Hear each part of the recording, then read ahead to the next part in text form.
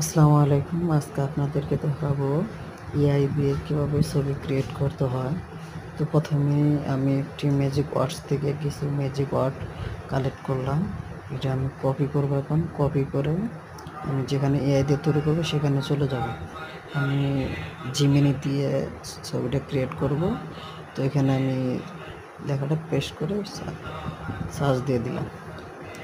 তো জিমিনি নিজে জেনারেটিং করতেছে ইমেজ।